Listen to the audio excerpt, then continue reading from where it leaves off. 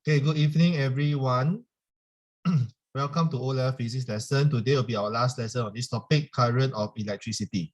Okay, today is Tuesday, 26th of April, 2022. My name is Mr. Chu. Okay, so we'll be doing the last few questions that is being tested in the O-Level for this topic. So before, let's not wait, and let's start doing these questions. Okay, so look at question number 9. Okay, look at question number 9. Do question A1 and A1 first. Okay, for question A, part 1, it is a 2-mark question. So do not take more than 3 minutes to give me the answer. Okay, analyze the data. If you have any question, if you are stuck, you need help, please type in the chat. Okay, you all may begin. Okay, Yu Ting has a first question for me. What is considered as low current? Okay, so you look at the value down here on the left. The smaller value are low current. The bigger values are the big current.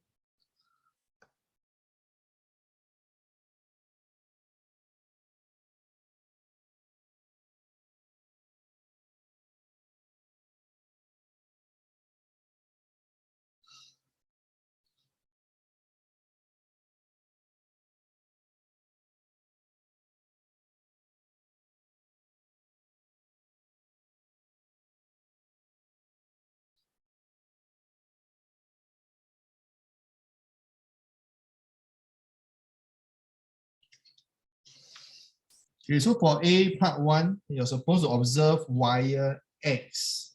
Okay, for wire X. Okay, start doing.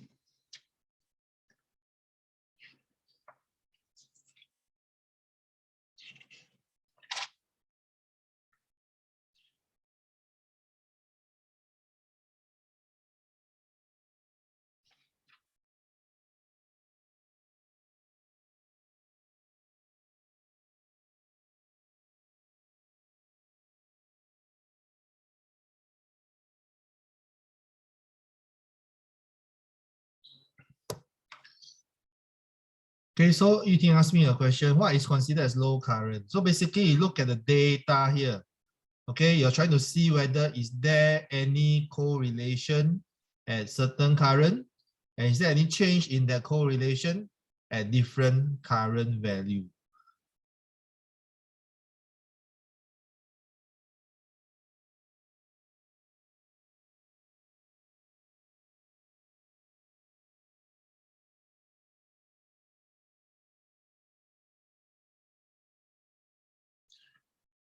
Anybody need help, you can always type it out. Okay, so thank you, Yiting, for your question. If I were to give you a clue, you may don't plot, just do a quick sketch of the graph. Okay, for current I and PDV. Okay, just do a very quick sketch.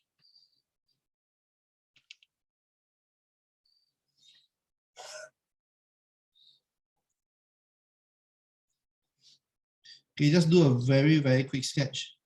So for example, you have I here, you have V here. So for wire X, so do a very quick sketch. Okay, don't plot, just a sketch. Then try to see whether do you see any pattern. Okay, at low current versus high current.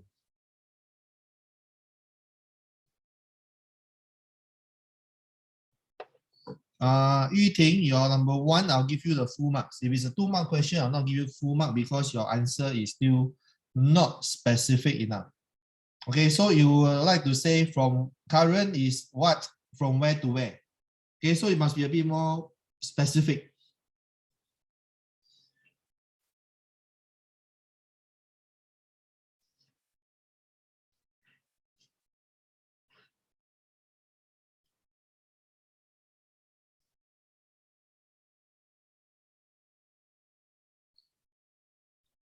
Okay, but you think very good try. You'll get the 1 mark for part 1. Okay, for the rest of you, are you all trying?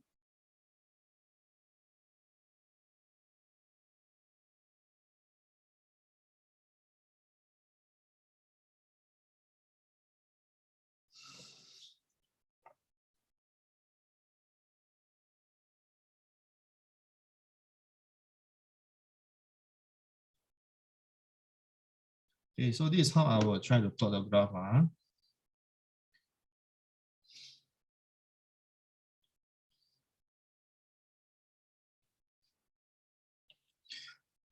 Okay, just do a very rough sketch, and then you roughly can able to see what's happening.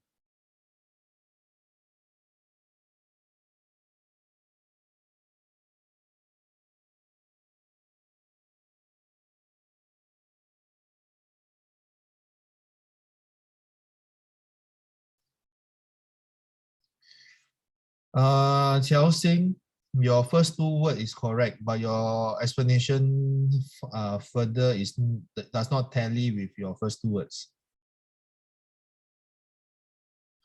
Bei Kuan, what is this relationship called?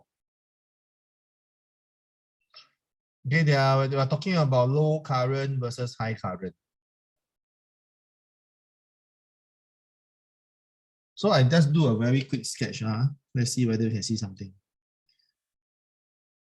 At 3.5 ampere, your voltage is about 3. So I just put a dot here. Can you all see? At 3.0, it is about 2. At 2.5 is 1.15.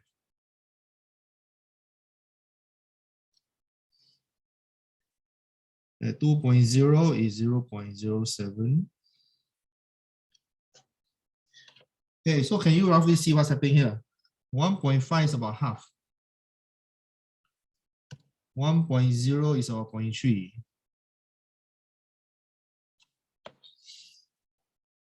Okay, so if I were to do a very quick sketch, okay, this is what I will see. So can you see over here? You'll get something like this. Okay, not very nice. Let me draw again.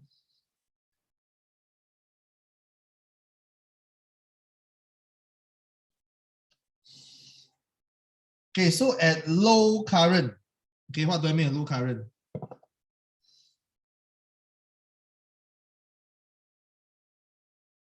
Okay, I already observe this part. The initial part here, can you see, is actually a straight line cutting through 0. Okay, can you see here? This is a straight line cutting through 0. Okay, so this part here is a straight line cutting through 0.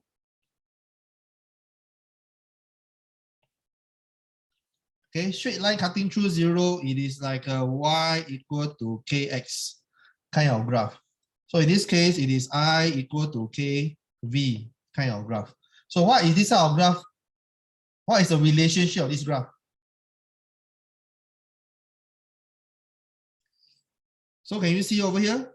When there's an increase in 0.5, it actually increased about 0.15. Can you see at this area here?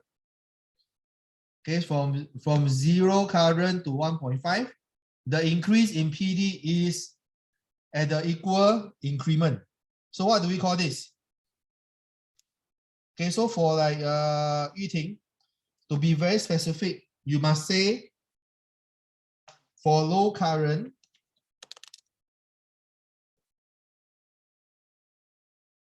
okay, Bei Kuan, well done, but there's another more specific word. So for low current below 1.5 ampere, okay, what happened?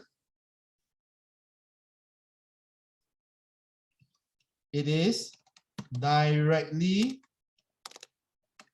proportional to the PD across the wire. Is that clear? So to be a bit more specific, you must mention that for current below 1.5 ampere, okay, it is directly proportional to the PD across the wire.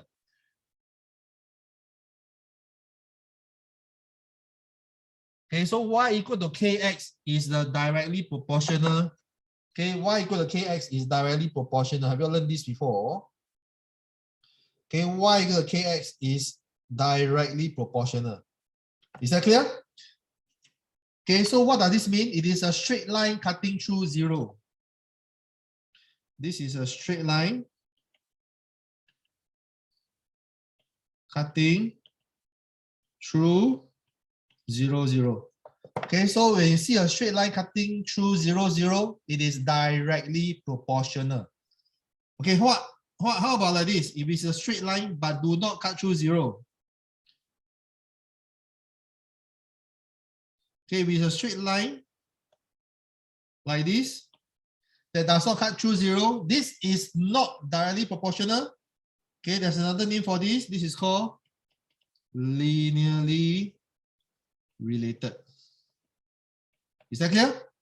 So this is something like y equal to kx plus c. Okay, when it does not cut through 0, it is not directly proportional. Okay, you all need to know this very well because in SPA, you'll be plotting a lot of graph. Okay, and a lot of SPA questions, they'll ask you to identify what kind of relationship is between the two variables. Okay, so for the two variables, where it's a straight line cutting through 0, we call it directly proportional. Okay, if it's a straight line that does not cut through 0, we call them linearly related. Okay, meaning that as y increase, k will increase. Okay, but it is not directly proportional because they do not cut through 0.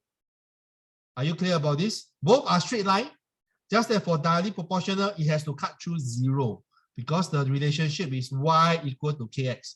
K is your gradient. The gradient can be anything, but it must cut through 0, meaning that when 1 is 0, when the current is 0, the PD has to be 0. Okay, when the y is 0, x must be 0. Okay, so that is where the relationship is directly proportional. Okay, Xiaoxing, you understand now why I say your subsequent sentence that I will not agree because you mentioned up to 2. When you see when 1.5 increase to 2, it does not increase proportionally anymore. Okay, it becomes a bigger increase. Okay, actually, to make the answer more correct, okay, I'm sorry, I shouldn't use 1.5. Okay, I should use 1.0. Okay, because the first 1 ampere is very direct, is actually very proportional. The next jump is 0.19, which is no longer proportional. Okay, so I'm sorry. I will actually just mention it's from 0 to 1. 0 to 1 itself. Is that clear? Okay, so to 1 will be nicer. Okay, can you see over here in this diagram? From 0 to 1, it is a straight line. Okay, after 1 is no longer the same gradient as the first. Okay, sorry, 0 to 1 is here. Okay, from 0 to 1 is a straight line. After that, it's actually no longer very straight. Clear so far? Okay, if you understand what I say, can you give me a thumbs up and then do part 2? So part 2, how are you going to explain the rest of the graph? Okay, how are you going to explain the rest of the graph? Okay, the rest of the graph is here. So how are you going to explain from here to here?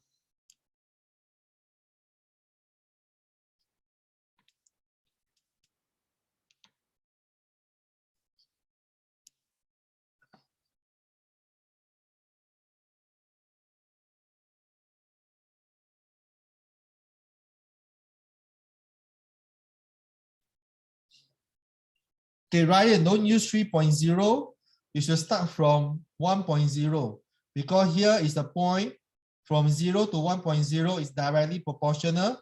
Above that is no longer directly proportional. So how do you explain this? Okay, so same thing for high currents above 1.0 ampere. What happened?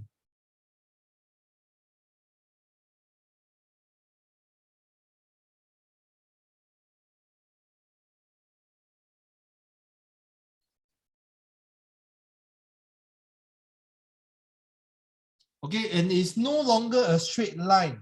So it is no longer linearly related. It is no longer directly proportional. Is that clear? So Ryan, you cannot use the word direction. You cannot use the word proportional anymore.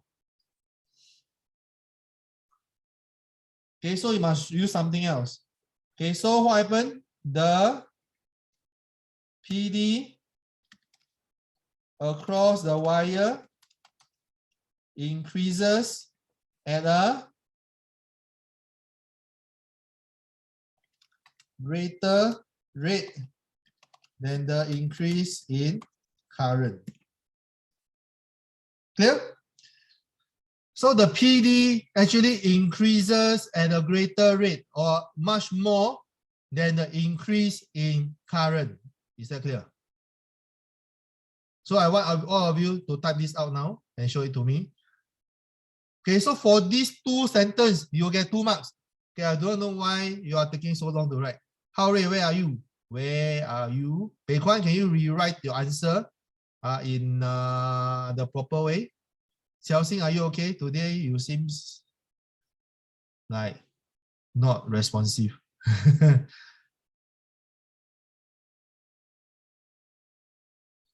Okay, so Xiaoxing, so can you give me your answer? So today, Yuting and Ryan are the most participative. I'm very happy with the two of you. The rest of you, can you please answer more? Okay, well done, Bei Kuan, for part 1. How about part 2?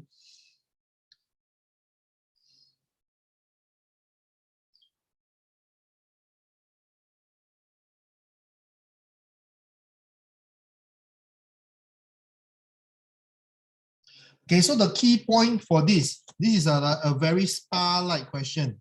Just that for SPA, you are supposed to conduct the experiment and then write down and then create this table yourself.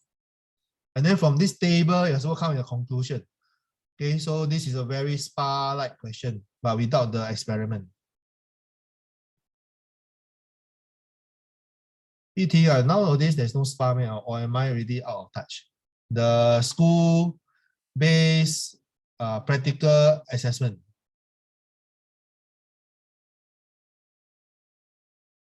Or you think are you the direct to A level one?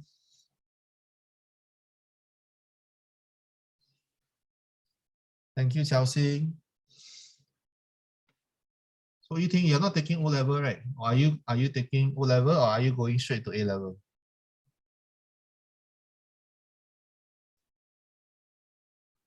Okay, thank you, Ryan. Thank you, Chelsea. Let's go on to the next question.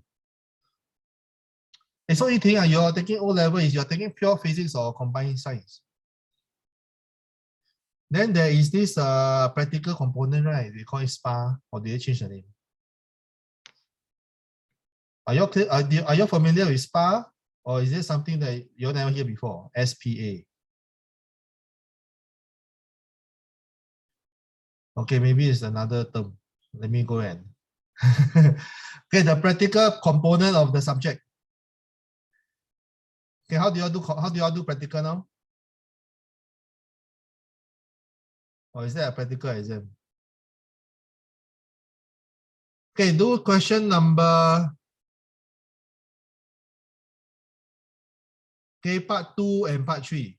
The data in figure 9.2 provides some evidence of a relationship between the length and the current that causes it to melt. Okay. So look at this data. Okay, we know that wire X is 1.5 cm, wire Y is 0.4 cm. So look at these two data. What's the relationship? The longer the length, what happened? The shorter the length, what happened? So can you all try to give some relationship? Okay, this is a easy question. Can you see?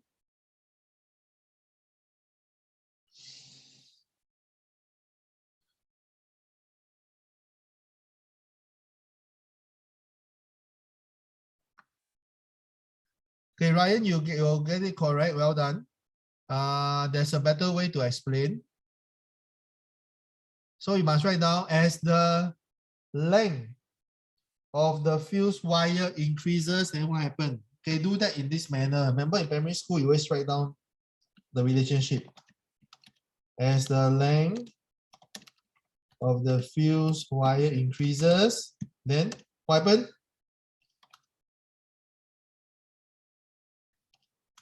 The current needed to melt it increases or decreases. That's all. So I want all of you to write it in this manner. Or the longer the fuse wire, the current needed to melt it increases or decreases.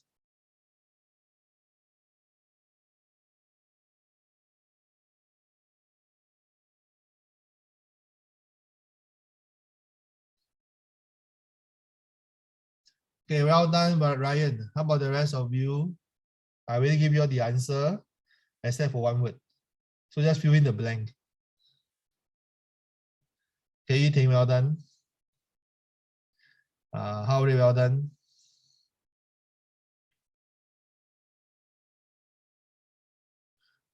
Okay, Bei Kwan and Xiao Xing, waiting for the last two of you.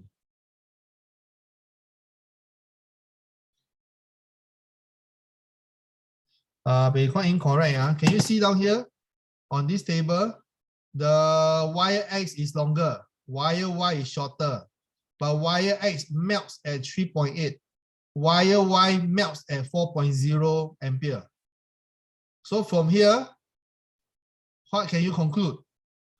The longer the wire, does it take more current to melt it or less current? Okay, Bei Kwan. Okay, well done. Okay, well done, Xiao Xing. So everybody got it already. The answer for this is decreases. Or less current is needed to melt it. Okay, very good. Let's look at the next question.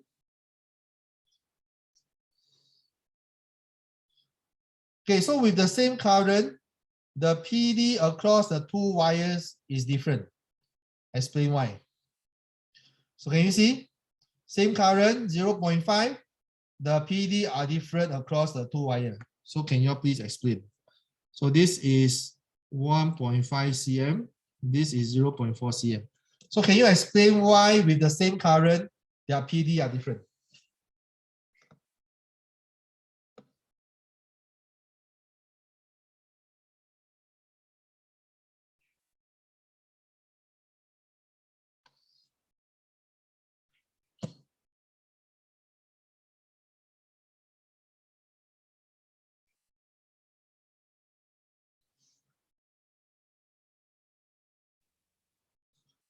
So the question is, for the same current, why are the PD different?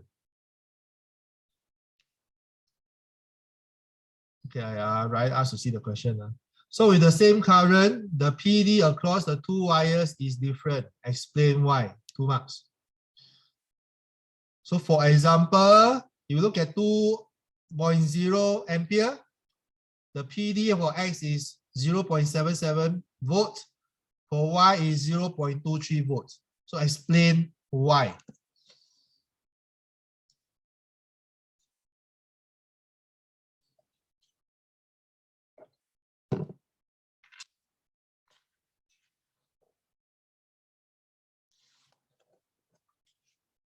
Yi-Ting, I'll give you 1 mark.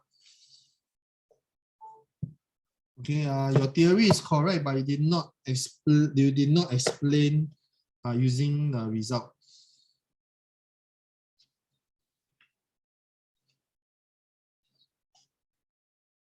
Okay, Yi-Ting, I'll give you 1 mark out of 2.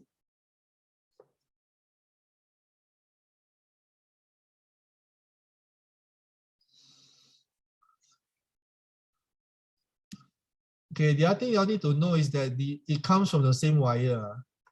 Okay, it comes from the same wire. So they should have the same thickness, or they should have the same cross-sectional area. Okay, so given the same wire, why would the PD across them be different?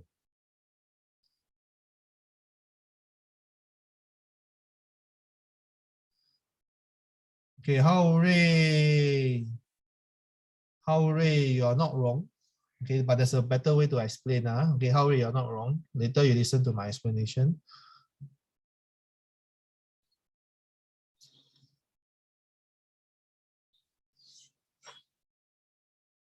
Okay, let me give you all some clue. The two wires are of different length. And therefore, the resistance across them would be different. Okay, so this one, most of you are able to establish. Okay, the two wires are of different length, so the resistance across them would be different.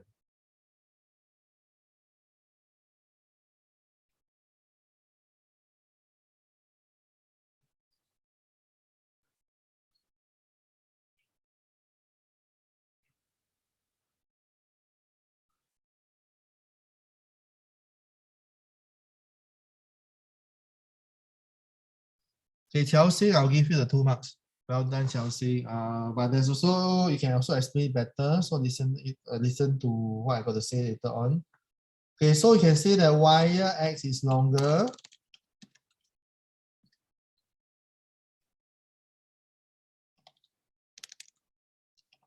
Plus, it has a greater resistance.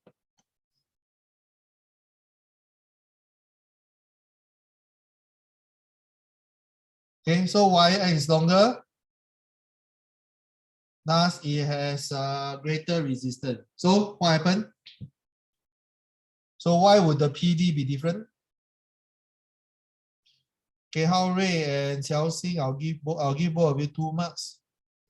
Well done. Yiting, I'll give you 1 mark because you did not explain clearer how the PD would differ based on the length.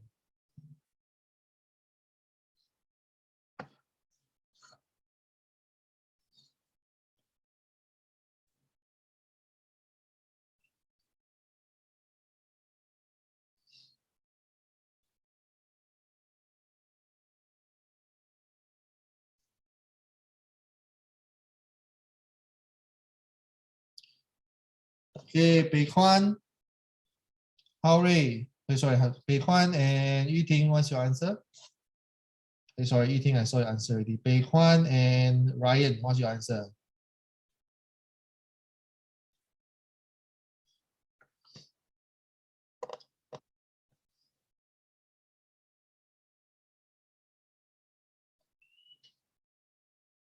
Okay, let me continue.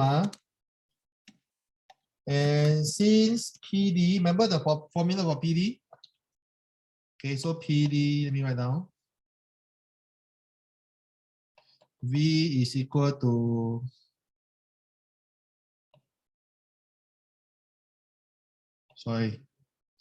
V is equal to work done over charge, correct? So if the resistance is greater, okay, if the resistance is greater, more work done will be required to push a unit charge across the wire. Does that make sense?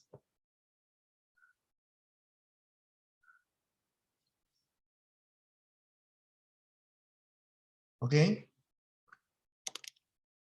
So thus, okay, so therefore, okay, so more work done is required to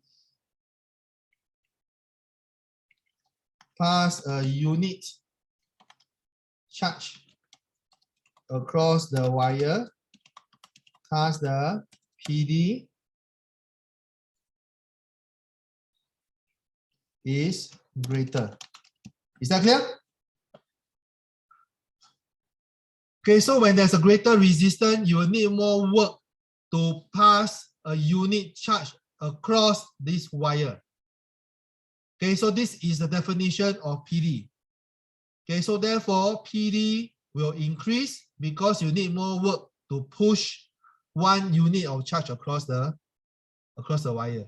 Okay, some of you actually use the other formula. V equal to Ri.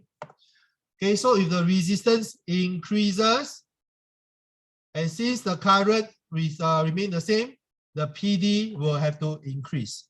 Okay, that is also fine. Clear? Okay, now let me read the answer for Ryan. Okay, Ryan, you mentioned larger current. Okay, that is incorrect. Not saying incorrect. That's not what the question asking. Okay, the question mentioned. Let me show you a question. With the same current, the PD of the two wire is different. Okay, so your explanation mentioned that with a greater resistance, then there is a larger current. That is also not correct by theory. By theory, if your wire has a greater resistance, a lower current will flow through. Does that make sense? Okay, if you have a greater resistance, less current will flow through. Okay, so you cannot say that greater resistance has a greater current. Ryan, are you clear? So I'll give you an example. Look at this example.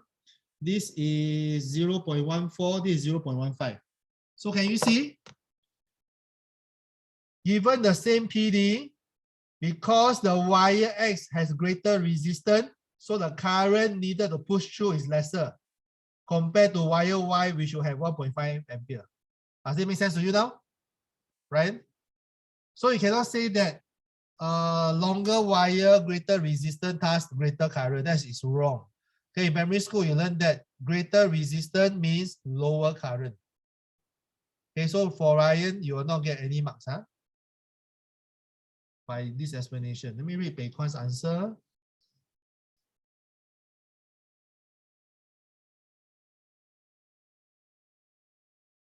Okay, Bei Kwan, your answer is exactly the same as mine. You just copy my answer, right?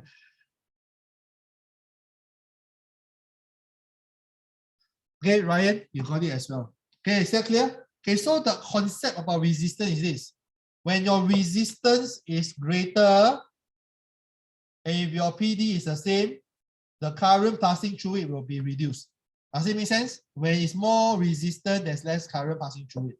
That is a very logical way to explain, right? Okay, so you don't say greater resistance, greater current.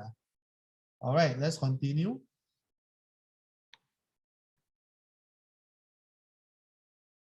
Okay, so we're done with 2 and 3. Let's look at part B. So the experiment is repeated with a strong wind blowing over the wires. That is the new reading. Okay, let me look at the old reading. 0.5 and 1. Okay, 0.5 and 1. Okay, let me write down the old reading.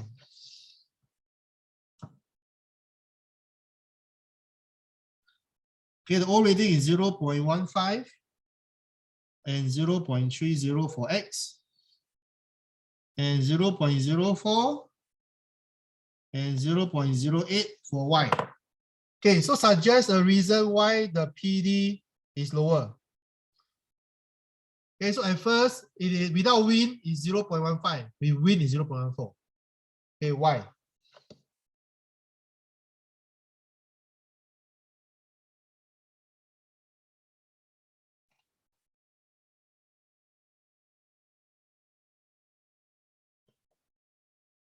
So why is it that with wind, the PD drops?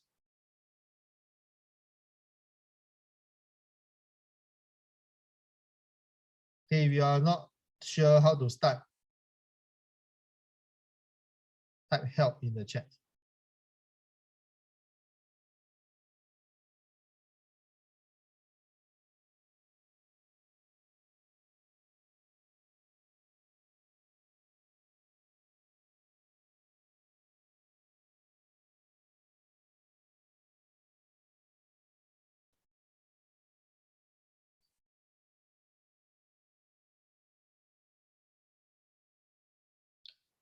Brian asked me, does it got to do air resistance? No, nothing to do air resistance. So my hint is, what kind of variable, what kind of factor can the wind do to to a wire. Without wind, what happened to the wire? Okay, Pei Kwan, well done. Okay, Pei Kwan, you can share with that answer, that comment with everybody. Okay, so with wind, okay, Pei Kwan made an observation. Okay, so Pei Kwan share everybody. Okay, so Pei Kwan says the temperature will not be as high. Does that make sense? Because the wind can carry away the heat. So with a lower temperature, what happened? What do you learn? How does temperature affects the resistance?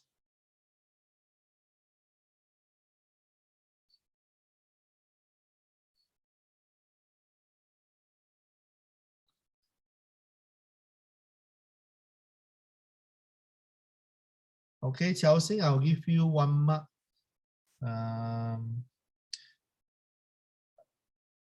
Your answer can be slightly better. Okay, but for 1 mark question, I'll give you the full 1 marks.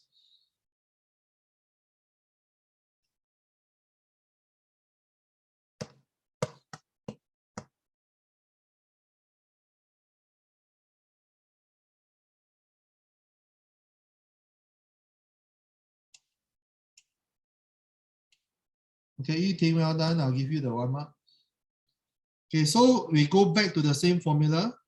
V is equal to Ri or IR. Okay, if the current is the same, when the temperature drop, resistance drop. So when this drop, this will drop. Okay, that is the the easy way to explain. Clear? We're talking about the same current. We push the same current through it. If the resistance were to reduce, the PD will reduce. Does that make sense? Okay, so suggest one other difference. Okay, what happened to the value above 1.0 compared to 9.2? What other thing can you predict?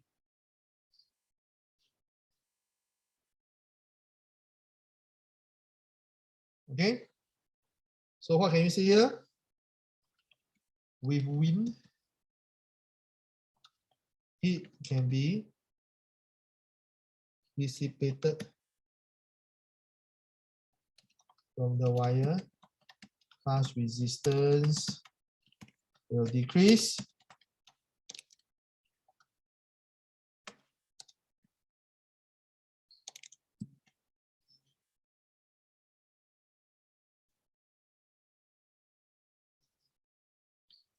And will result in a lower PD. Okay, something like this.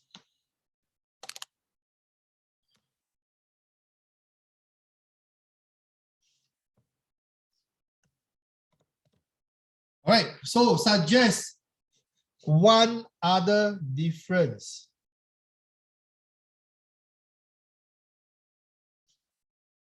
Okay, suggest one other difference for the reading of the value greater than 1.0 ampere. So my clue is this. The fuse will still melt. Am I right? So will it melt at a higher value or a lower value?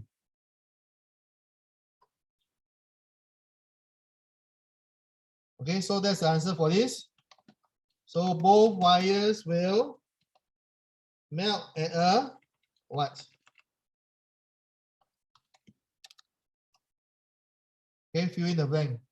Both wires will melt at a higher or lower current. Okay, Ryan, well done. How about the rest of you? So with wind, there'll be less resistance. So less resistance. So the wire will still melt, but melt at what level? Okay, Yiting, well done. Hao Rui, well done. So left with Pei Kwan and Qiao Xing.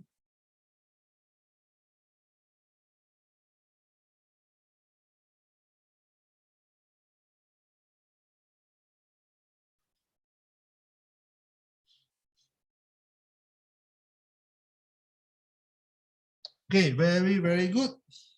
Okay, so both wires will melt at a higher value. Is that clear?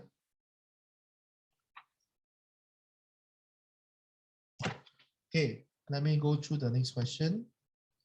So if all of you understand this question, give me a thumbs up. If you are clear about this question, give me a thumbs up. Thank you, Yiting. How about the rest of you?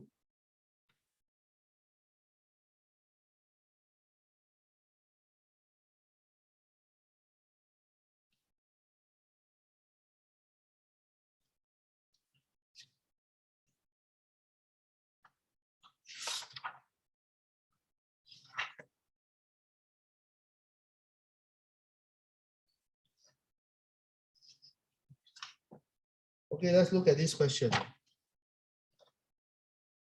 Okay, y'all may begin. Okay, so this is a filament lamp. Okay, filament lamp.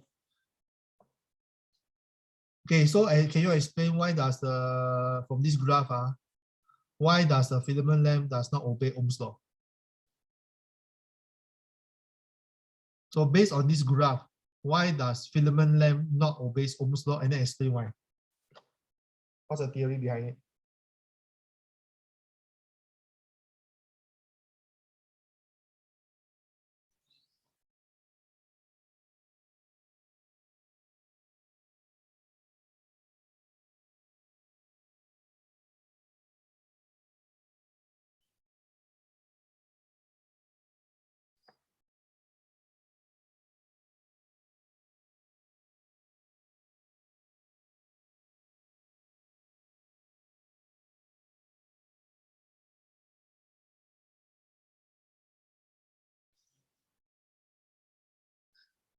Okay, Yiting, well done. Ryan, you need to explain from the graph, okay, from the figure, why it does not obey Ohm's law. Okay, your answer, your theory is correct, but you must use the graph, the shape of the figure, to explain why it does not obey Ohm's law. Okay, Yiting, well done. Do you need me to revise what is Ohm's law? Let me just write down.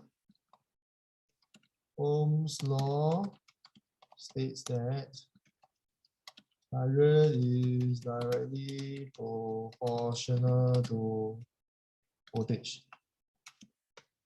Okay, do you remember this?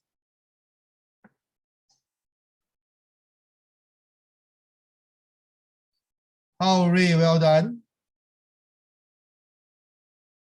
Bei Kwan, you need to explain how the figure show that it does not obey Ohm's law.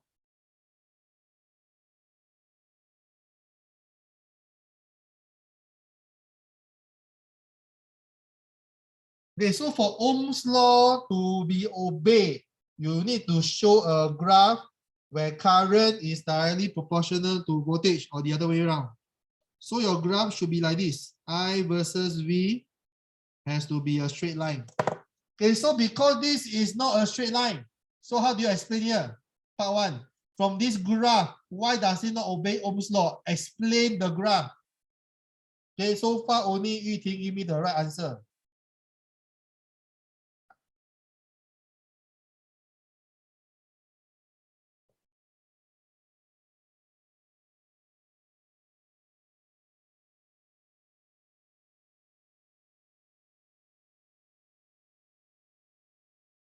Okay, Ryan, your part two is correct. So by part one, can all be explained? Based on this graph, this shape of the graph, is this a straight line or a curve? So you need to explain using the shape of the graph. How do you explain that?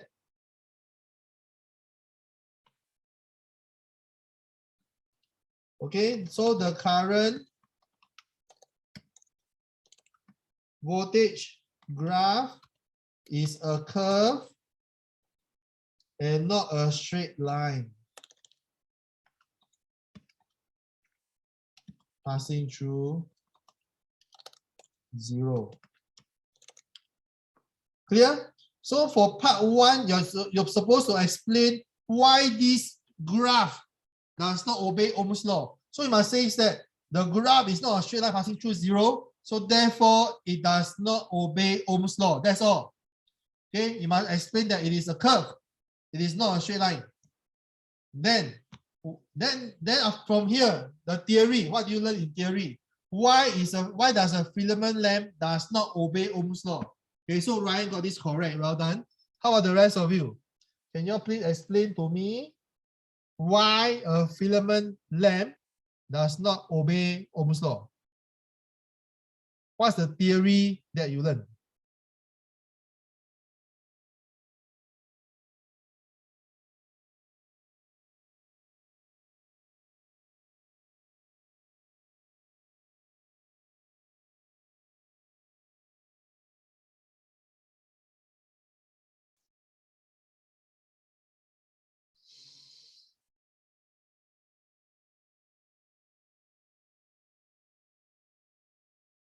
Okay, Yuting, I'll give you the 1 mark. Well done.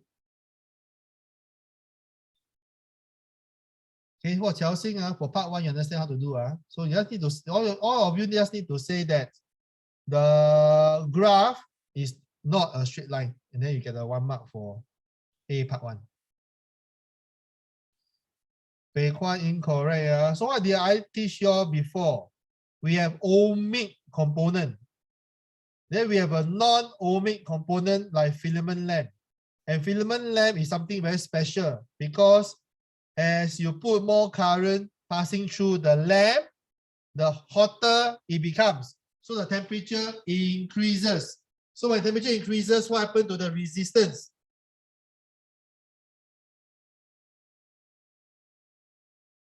Okay, so why does a filament lamp not obey Ohm's law?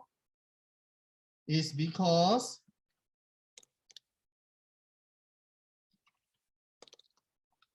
the resistance of the filament lamp is not constant. Clear? For most of the conductor that we learn, the resistance are usually quite constant. But for filament lamp, it is not constant because as the current passes through, it increases. The lamp heats up, or you can say the temperature increases, thus the resistance increases. Is that clear?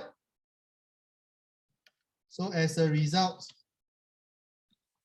the voltage is not directly proportional to the current. Understand?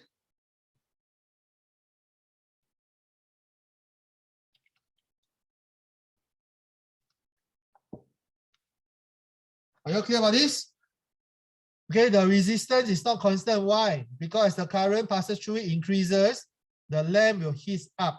As the lamp heat up, the temperature increases, the resistance will also increase. So therefore, the voltage is not directly proportional to the current. If it's not proportional, it does not obey Ohm's law. So can all of you type this out now?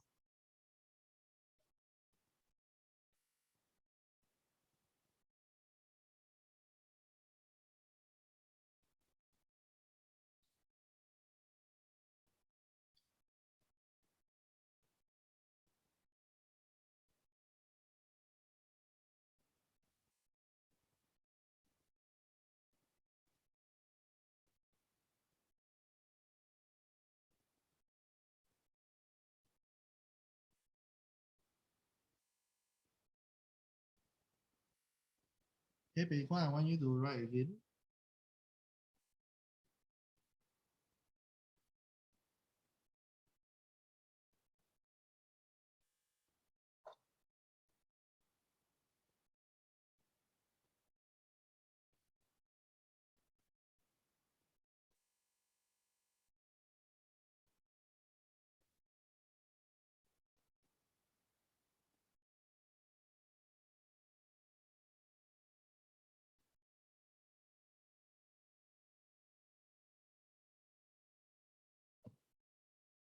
Okay, can we type this out again? Okay, for those who have given me the answer, can you go and calculate what is the resistance of the lamp?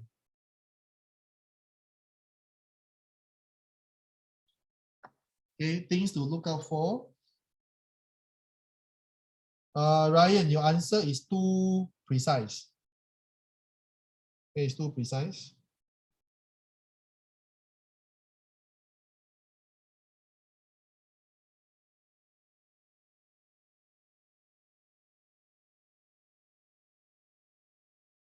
Okay, better now. Well done. Okay, Ryan, you got it correct. Okay, well done, Pei Kwan. So can all of you do part B? Determine the resistance of the lamp. I'm going to highlight certain things that some of you might miss out. Okay, so take note of this.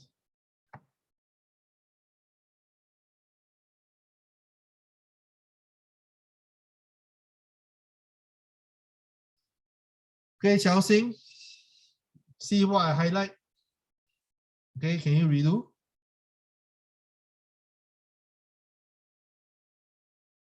And then your unit for resistance is not correct, Chelsea.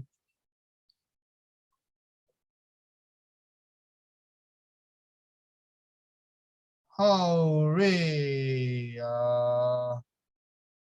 can you show me your working?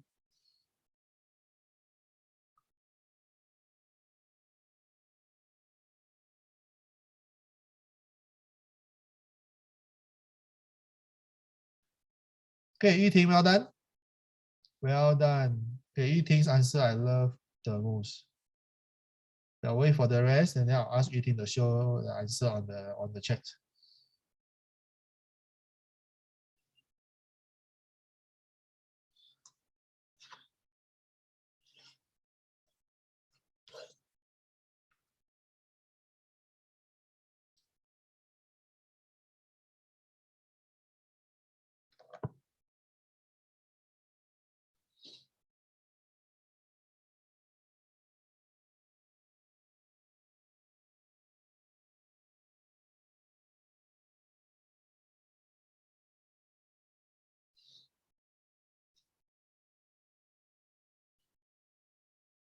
Chelsea still incorrect. Can you see on the vertical axis or the y-axis, the value is in MA, milliampere. Okay, try again. Your voltage is correct. It is in voltage. So your unit you put opposite. How do you get 0.037? Are you able to see from the graph? When it's 6.0, can you see that? What is the value here?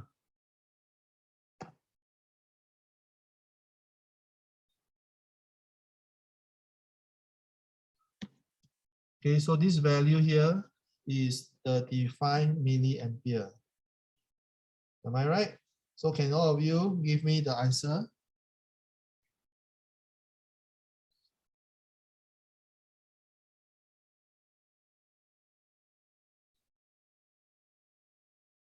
Okay, well done, Chelsea.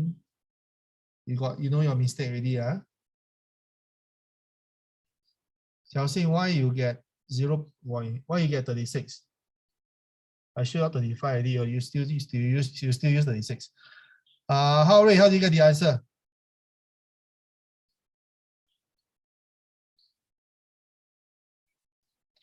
Okay, your answer is too precise. Okay, if we look at this value on the x-axis, the smallest value that you can get in this case, right?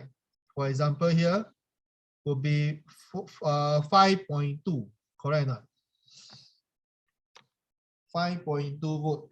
Okay, I just give an example. It is 5.2. Half of it will be 5.1 or 5.3. Am I right to say that?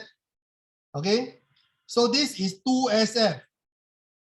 For the y-axis, the smallest accuracy is to 2SF. So your final result cannot be more accurate than 2SF. Is that clear? Okay, it cannot be more accurate than 2SF. So therefore, your answer should be how much? Okay, so Yiting, can you show your answer and then share with everybody with in the chat? Okay, so can you see everybody's can you see Yiting's answer? So your resistance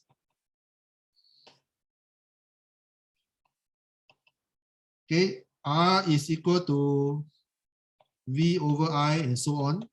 And since your V in this case is 6.0, your I is 35 times 10 to the power of minus 3 ampere.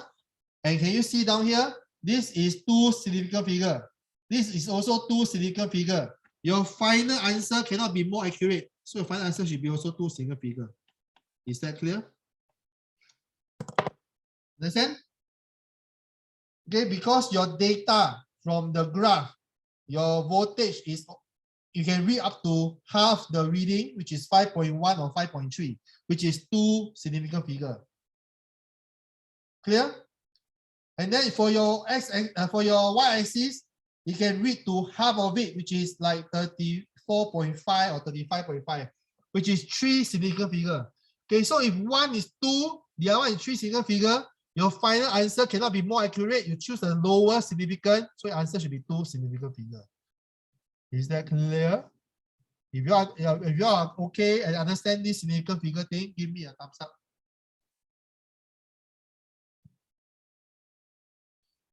All right, Ryan, are you okay?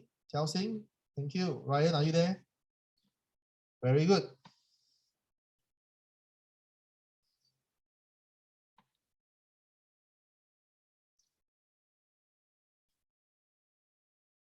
Okay, let's look at part C. The filament lamp, this one, is connected to a battery, this one, and got one resistor here. So, okay, can you tell me, define what is EMF? Type down the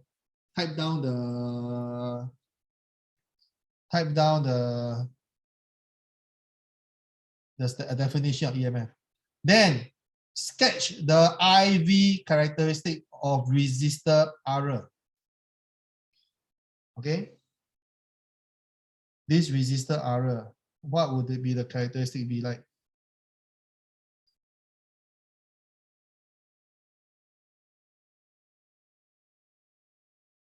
Okay, so in this graph here, so this is the filament lamp. How will you draw the R resistor graph? Bei Kwan, incorrect. Huh? Can you please remember what is EMF and what is PD? Okay, so the clue for this is this resistor is a ohmic conductor. This is a ohmic conductor. Okay, this 2 mark is free mark. Huh? So how do you draw the graph? Okay, so later I'll show you the graph again.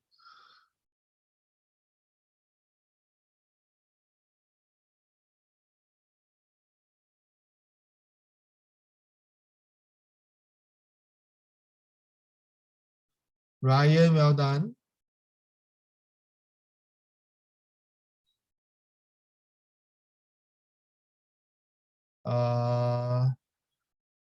Yiting, well done. Okay, Chelsea, the 2 marks is not so simple. You need to draw on the figure. So I want you to think how to draw. But never mind, later then draw. Chelsea, can you give me an answer for part 1 first, or have you given me? Not yet, right? Okay, Chelsea, give me the answer for part 1. What is EMF?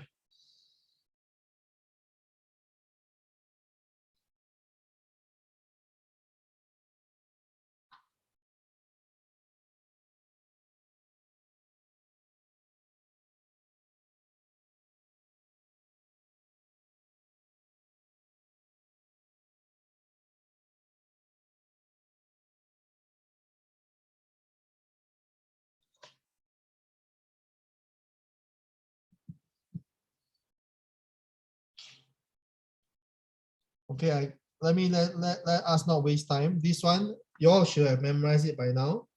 So EMF is the work done by an electrical energy source. You can use source as well. No need to write so long. In driving a unit charge around a complete circuit. Here, the formula for this is the same as V. Okay, which is the same as work done over charge. The same formula. So this is always belong to the source. So this is the amount of work done, okay, by this battery to drive 1 unit of charge around the complete circuit. Okay, that's the meaning of EMF. Basically, it's the same as PD and it's the same as voltage. Okay, just the EMF is used for source, PD is used for load. Okay, so let's go back to the graph. You're supposed to draw the graph.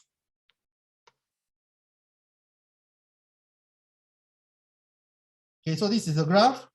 You're supposed to draw how the 200 ohm resistor. How would the graph looks like here? Clear? So who want to try? How to draw a 200 ohm resistor graph here?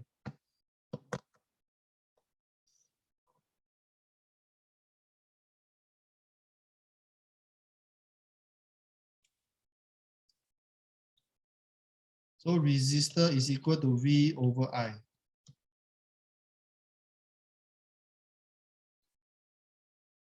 Okay, in this case, your resistor is 200. What does it mean?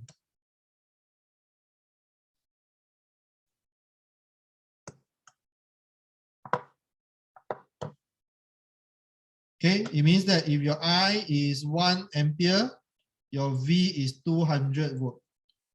What happens if your I is 0.1 ampere? Your V is 20 volt. If it's 0.01 ampere, your V will be 2 volt.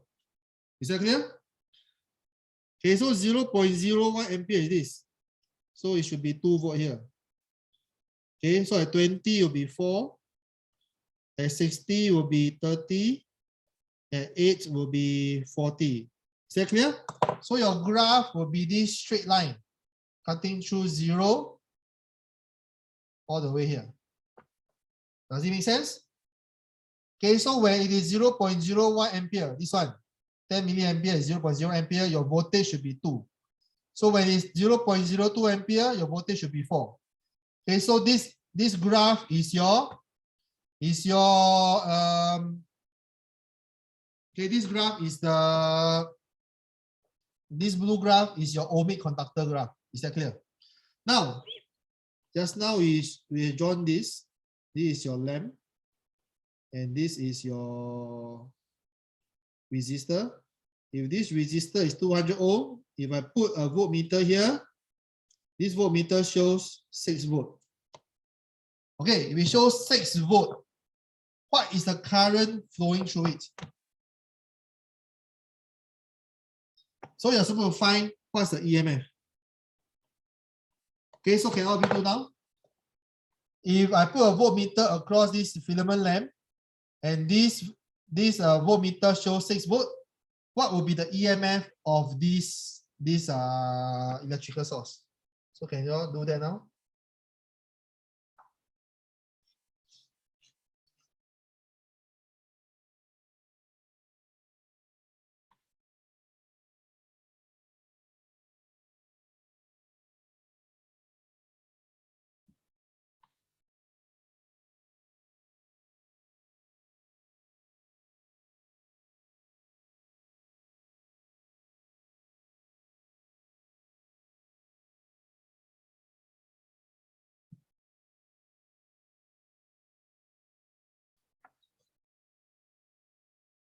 Okay, so this is the resistor.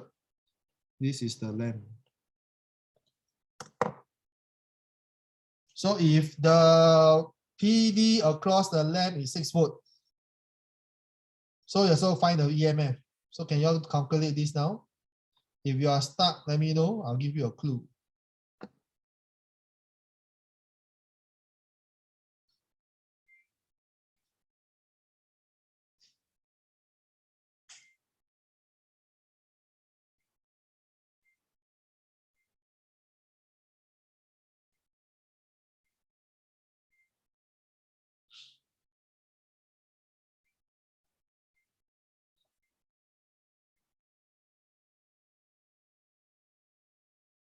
You want to read the question? I already explained the question. The question is, the lamp is operating at the normal brightness with a PD of 6 volt. This one is 6 volt. So find the value of E, this EMF. Find this value of this EMF. You need to use this graph to solve. So can you all do that now?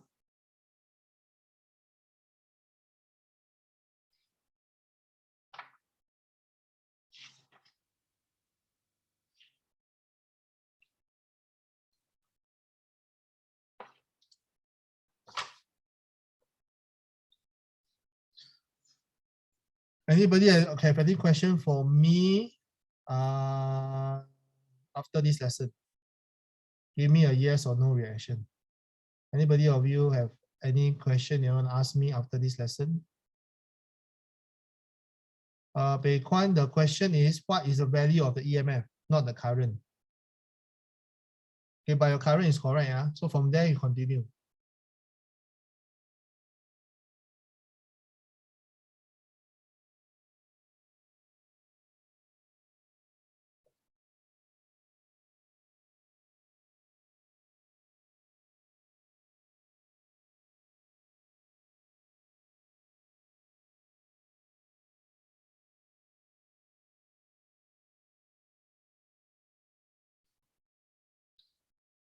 How many of you are stuck?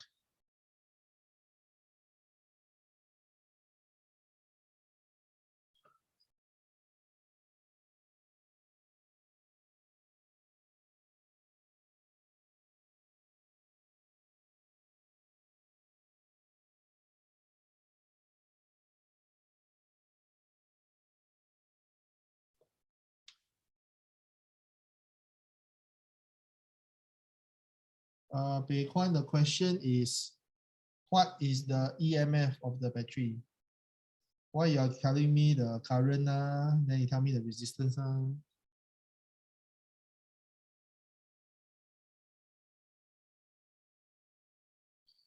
Okay, Chelsea, you got the answer correct. Well done. Well done, Chelsea. You're participating more and more as the lesson goes by. I'm very happy.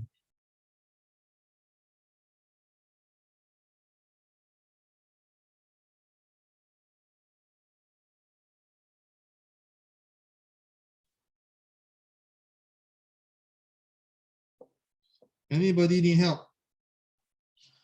Okay, let me just go through with you again. Earlier on, I mentioned if the voltage is 6 for the filament lamp, can you see this? The current will be 35 milliampere. Are you all agreeable with this? So if you were to look at the diagram, the current passing through the lamp is 35 milliampere. And this same current is in the only one way, right? Only one way. So all this current will pass through this resistor as well. Okay, 35 milliampere as well. So remember, we draw this straight line here. From this straight line, if we extend the 35, what do we get? What's the voltage?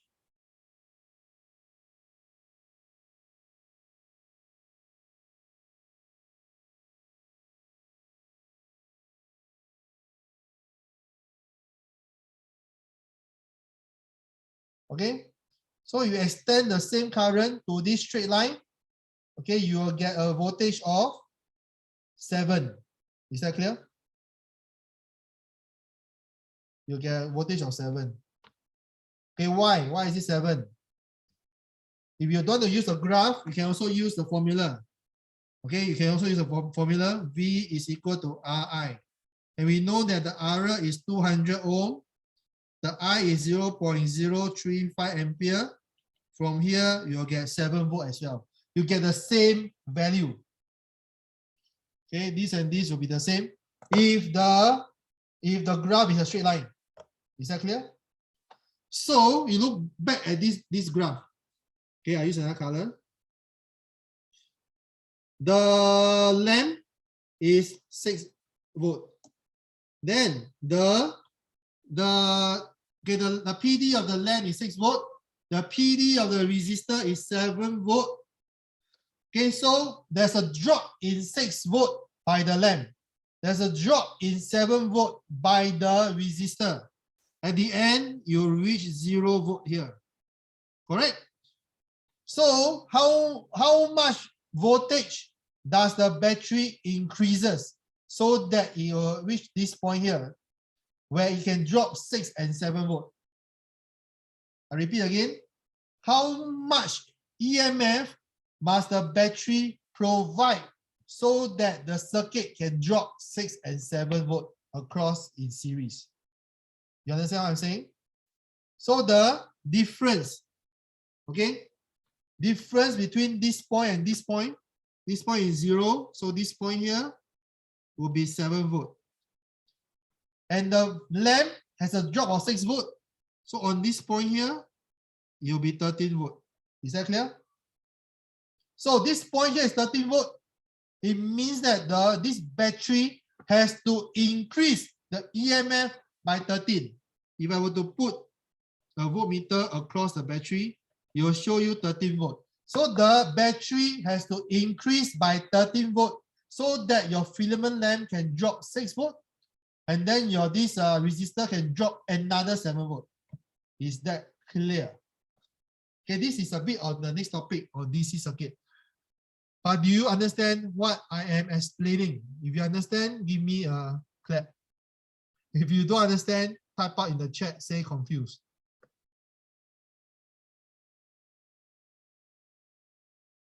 How Ray and Ryan, are you okay?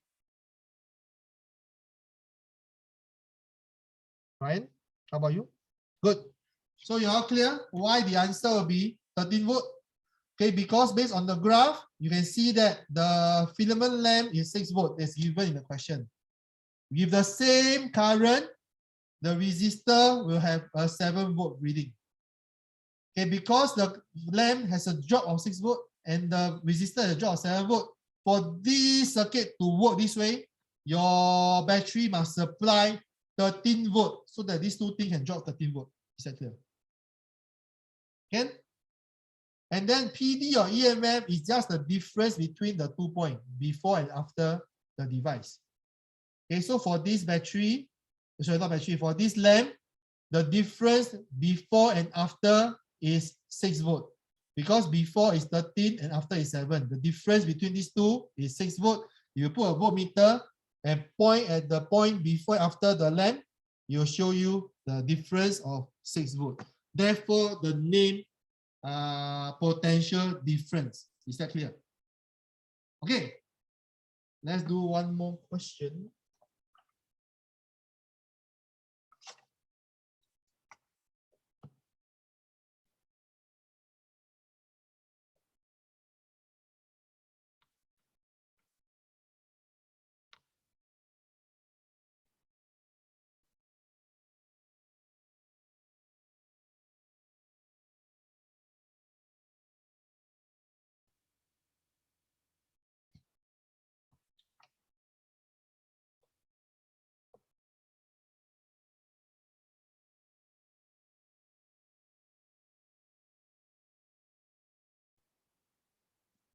Okay. Can all of you do part A now? What is Ohm's law?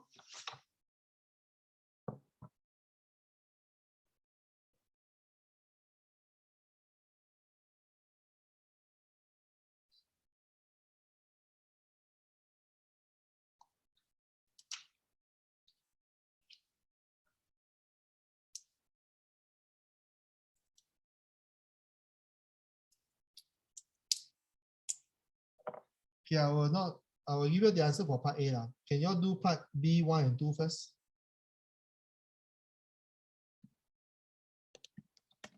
Then for part A, can you all just type it out and show it to me?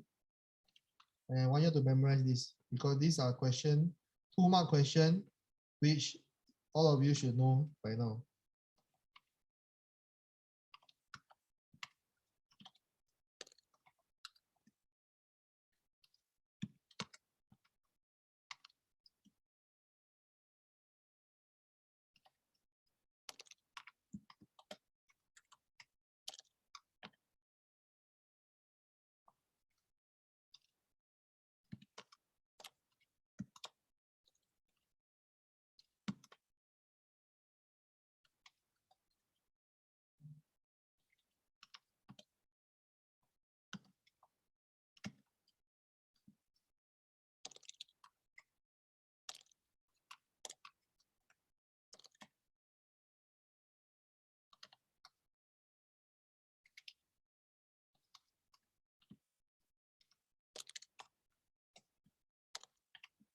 Okay, can all of you type this out and then show it to me and then do part B now?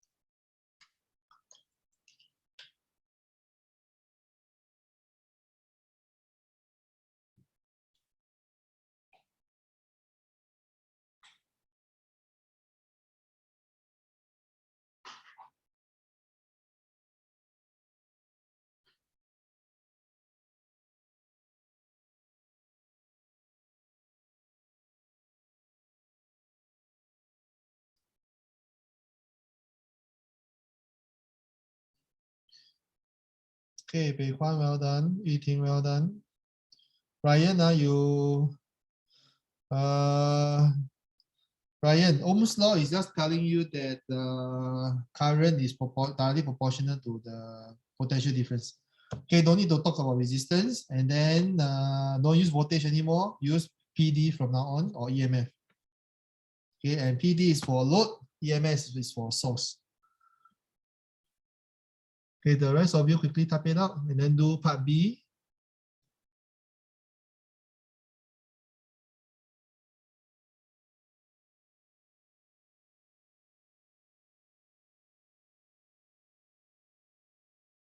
This question has a little bit about DC current, but let's all try. Next week, you're going to start on DC current. Okay, so this is 240 ohm. So what is the current flowing through it?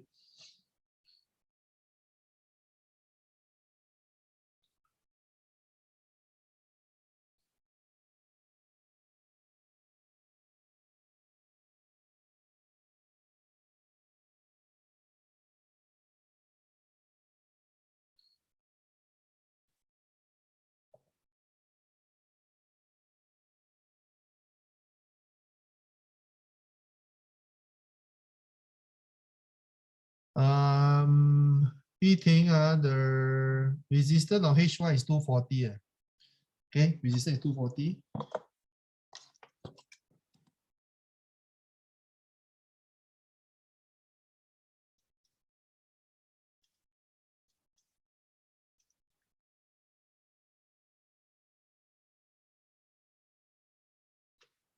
Okay, how Ray, well done.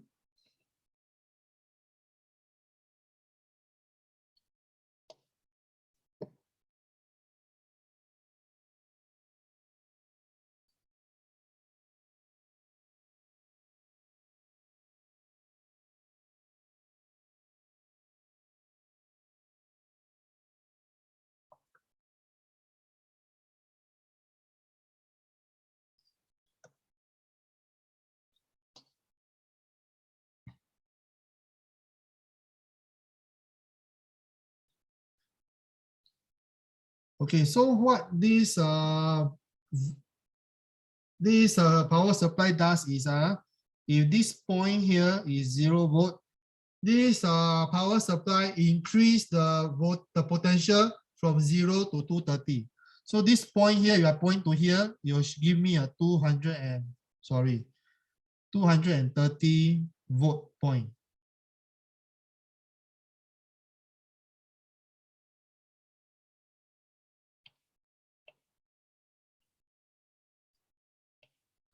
Okay, so this point will be 230 volt.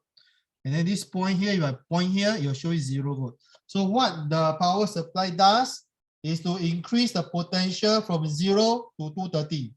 Okay, so if I were to put a voltmeter before and after this H1, the potential difference across H1 would be 230 as well. Okay, Xiaoxing, your answer is correct, but you don't use fraction. Okay, in physics, you use SF. Okay, so you know that the formula I is equal to V over R. Okay, the V is 230 volt. The resistance is 240 ohm.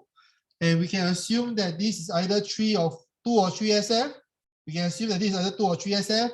Your final answer can be either 2 or 3 SF. Okay, so if I use a more accurate answer, I use 3 SF. I will get 0.958 ohm. Okay, write down 3 SF. Is that clear? So now, can all of you do part 2? When both elements are switched on, the total resistance of the circuit is 1/4 of the resistance of H1 alone. Okay, so all of you try. Okay, so for part 1, Hao Rui, Yuting, and Xiaoxing got it correct. Bei Kuan and Ryan, are you able to do part 1? And then now, can all of you do part 2? They do part 2.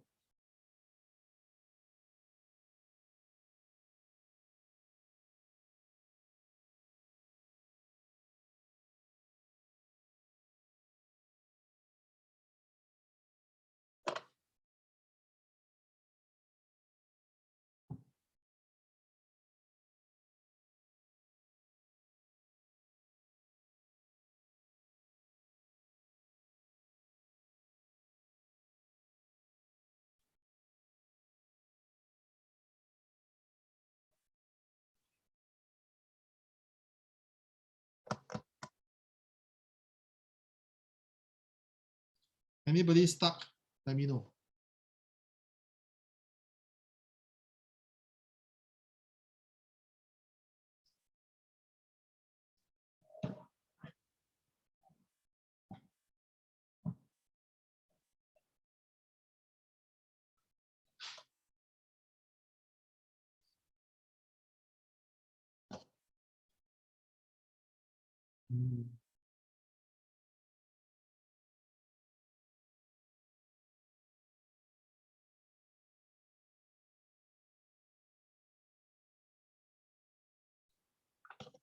Hey, Xiaoxing very fast.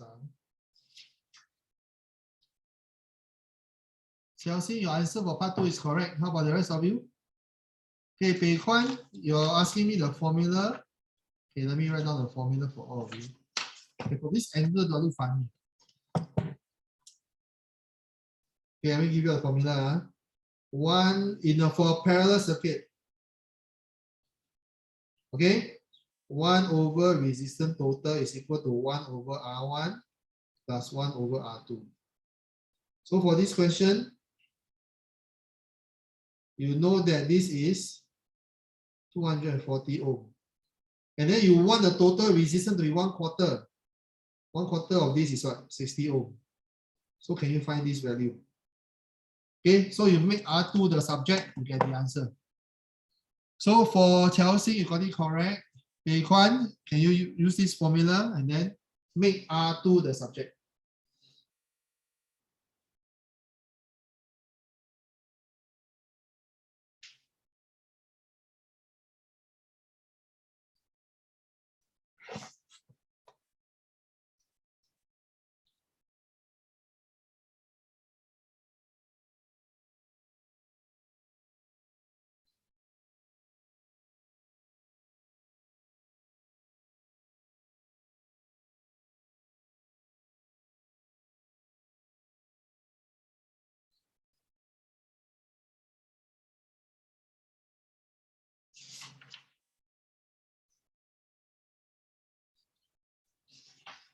Okay, this will be the last question that we are going to go through today. Okay, so if you all have no question for me after this, once I call your name, you may leave, because the next part got to do with power, which I haven't teach you all yet. Okay, so for Chelsea, you got this correct. If you have no question for me, you may leave. So for the rest of you, you can give me the answer for part 2.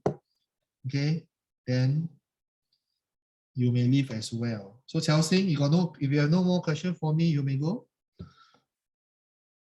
So left with the 4 of you. Go and calculate. Make R2 the subject. You get the answer. That's all. Bei Kwan incorrect. Huh?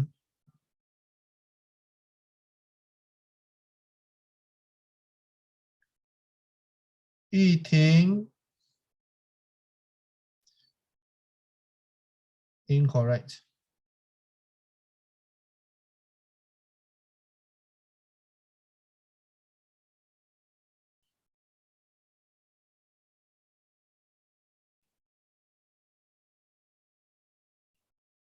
Hooray. Well done. You no question, you may go. Bei Kwan, I need you to give me the unit.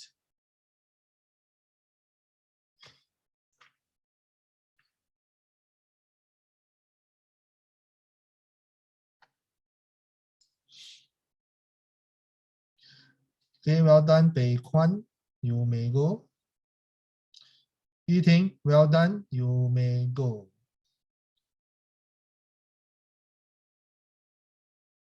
Bei Kwan, you got it right. You may go as well.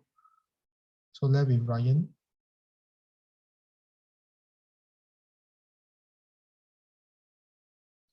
Bye, Bei Kwan. Is this useful? Is this lesson useful for you? Because you seems to be not able to understand totally so far. Have I helped you understand better, Bei Kwan? Anything that is still not sure, can you please ask? Okay, Ryan, you're the last student. Are you able to give me the answer? Ryan, you don't give me thumbs up, give me the answer. Okay, Bei Kwan, you may go. You got no more question for me. Bye-bye.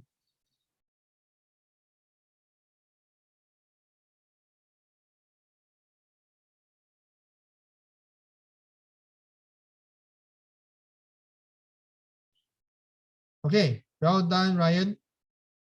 See you next week. Good night. Goodbye.